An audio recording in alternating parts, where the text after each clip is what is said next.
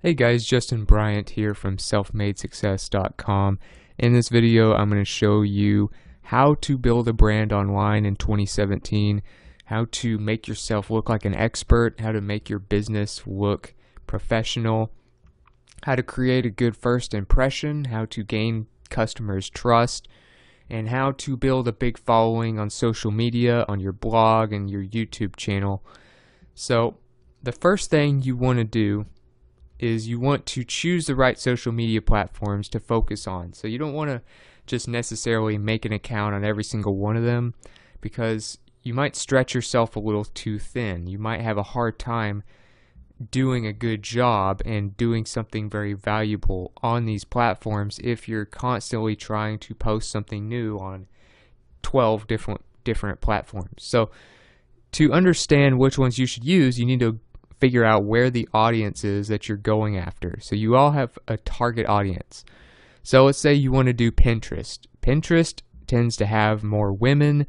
It has more things like jewelry, retail sales. We have cooking, things like that will show up a lot on Pinterest. Home decor, those types of things. But your audience is mostly women.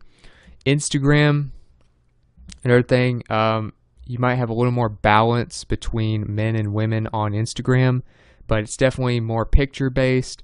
They do allow videos as well, but pictures really are everything on Instagram as well as Pinterest.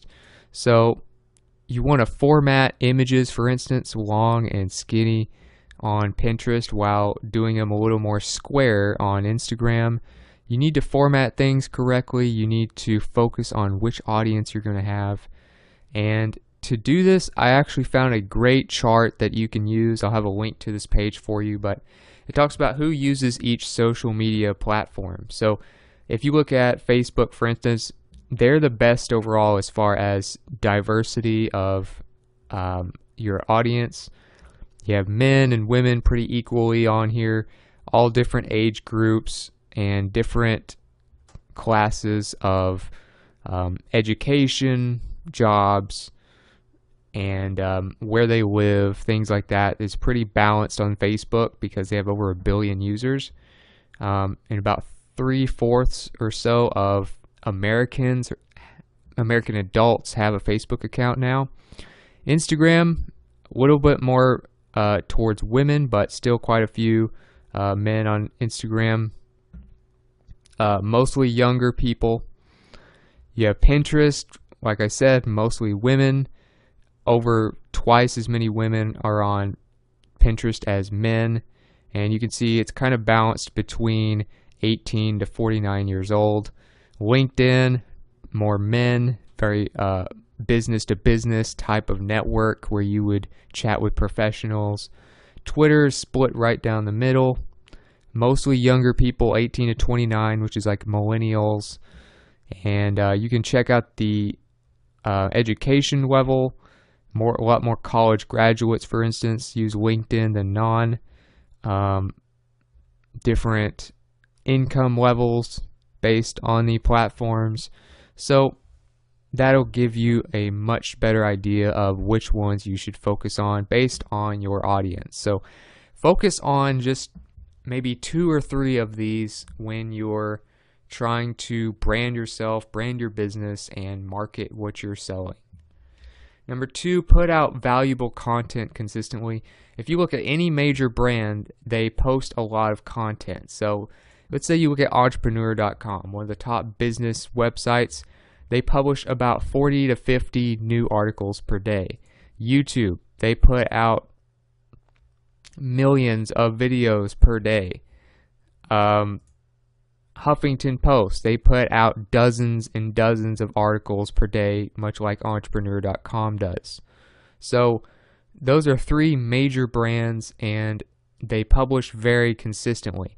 Now, what a valuable piece of content looks like can change from industry to industry. So you might have entertainment, you might have a sports YouTube channel, or maybe you have more like a business to business blog. There's all kinds of different industries, so a valuable post is going to be different between them. Now, if you're looking at the top brands, you can get an idea, if you look at the top brands in your industry, of what a good piece of content looks like. So let's say you wanted to do marketing. A great example, I think, of someone who really over delivers and does a good job of putting out valuable content is Neil Patel. He's a marketer. He focuses on marketing very consistently. You can check him out at neilpatel.com if you want to read some of his content. But you'll notice that his blog posts are extremely long. And he knows how to use images, use statistics, and do all types of things like that to get as in-depth as possible with his content. That's why he has such a loyal following. So that's just one example of a very valuable blog post that many bloggers would never take the time to write or wouldn't even know how to write. And you also need to look at your industry leaders to get an idea of what they're doing. Number 3, you need to guest post. Maybe look into posting on these other sites that are already popular. So if you know you can write a good piece of content, you need to just get it in front of people if you don't have a big audience yet. So let's say entrepreneur.com, Huffington Post, they have contributors. That's why they can post so many articles. So Business Insider, for instance, if you want to post on Business Insider, there's an article called How to Contribute to Business Insider, and it shows you step-by-step how to do it. It also talks about some examples of other contributors. They actually have hundreds of them. That's why they can post so many dozens of pieces per day.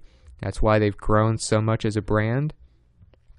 So you can read through this. I'll have a link to this page, but basically you just need to have a published article, a proposed headline, brief bio, links, and all that, and send it to contributors at businessinsider.com, and they'll decide whether to publish it.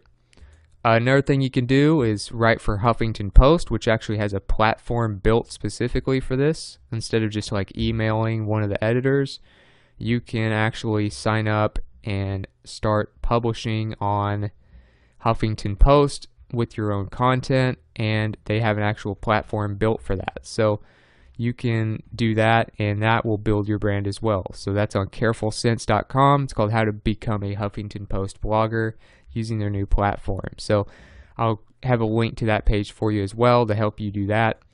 And as far as websites that actually pay you for contributing articles, this way not only do you get in front of a bigger audience and build your brand, but you actually get paid $50 or more per post.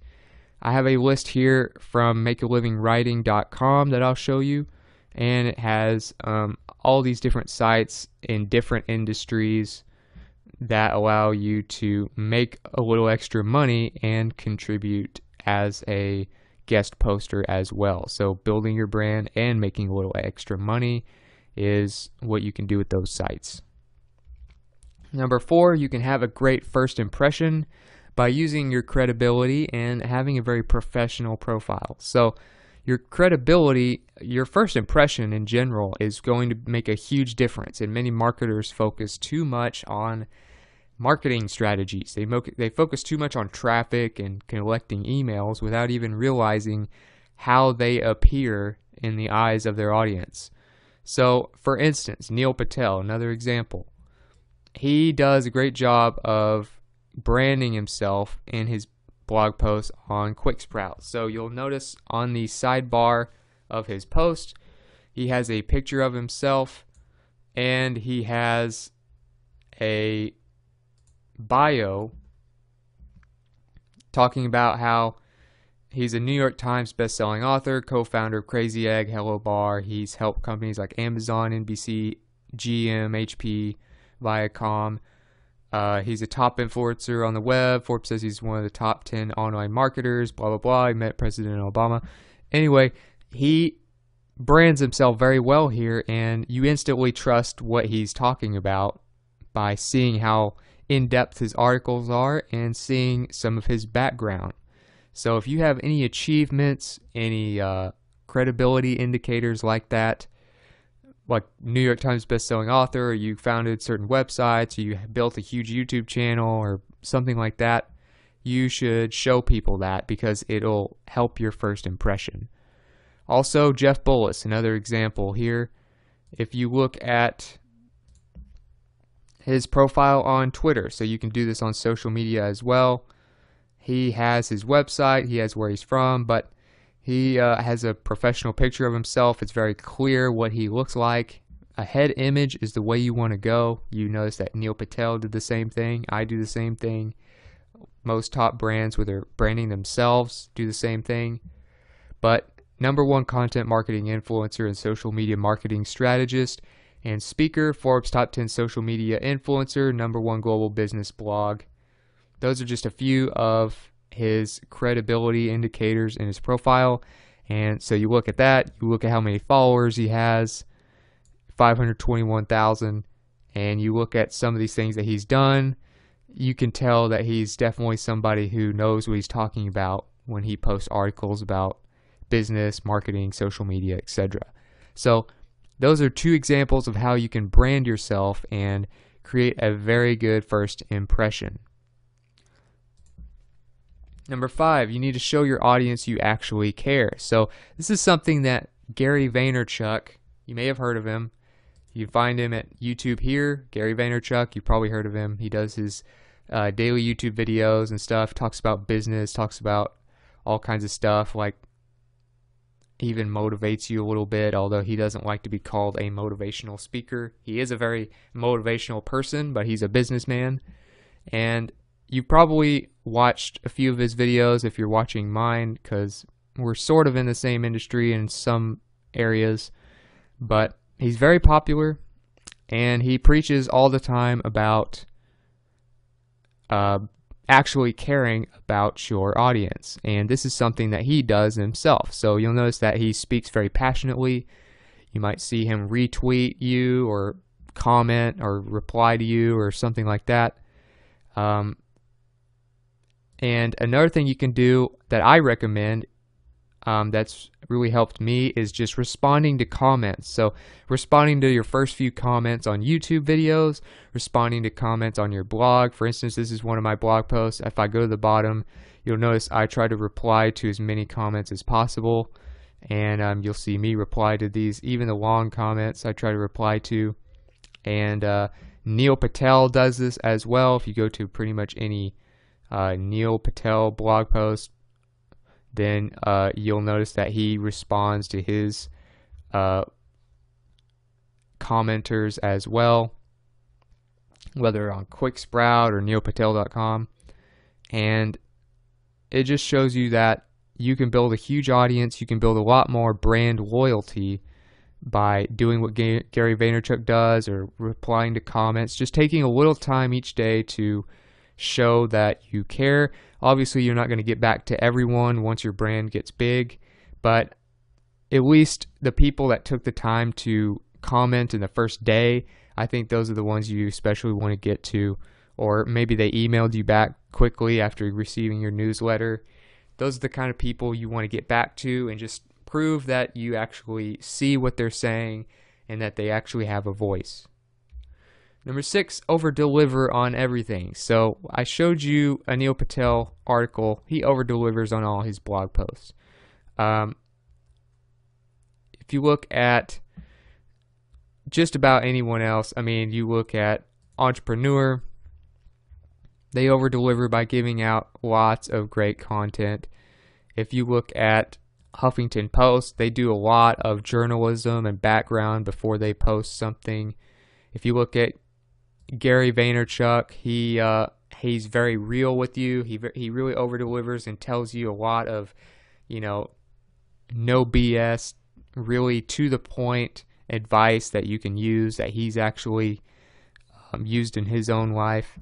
So you want to over deliver as much as possible. You want to give people more than they expect, and that will really accelerate the growth of your brand in many ways. Another example might be the Tim Ferriss podcast.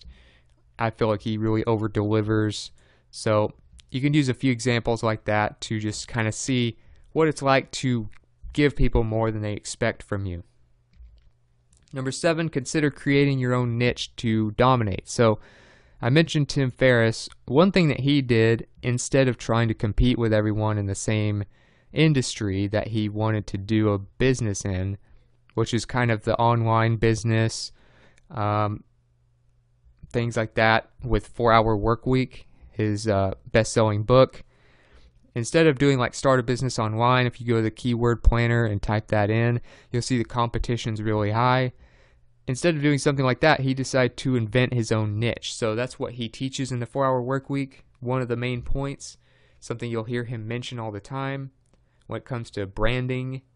And instead of trying to be another person and being a small fish in a big pond in a very big niche, he created his own. And he called it lifestyle design. So you look at this, press get ideas, and eventually this will work. Okay, so low competition, and you'll notice that a lot of the top results related to lifestyle design on here have to do with the 4 Hour Workweek or Tim Ferriss. So you have it right here. You have 4 Hour Workweek right there. If you scroll down a little more, you'll notice that he comes up even more frequently as related. 4 Hour Workweek, the 4 Hour Workweek, Tim Ferriss, Timothy Ferriss, 4 Hour Workweek again.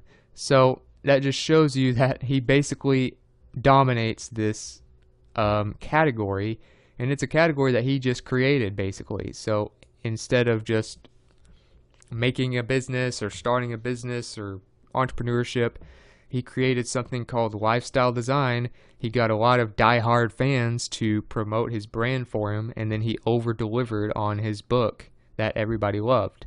So that got him his own niche, and that now he dominates it, and that's why he has such a popular brand. So even if you look at it on Google, if you just search lifestyle design, look at some of the things that pop up. How much is Tim Ferriss worth? So, you know, one of the top related questions to this is about Tim Ferriss. There's another one about Tim Ferriss. So he dominates lifestyle design because he basically created it. Now, if you're, say, combining multiple niches and you want to create your own like that, read the 4 Hour Workweek. It's a great book. It'll teach you a lot about how he did that. And you can look at his blog.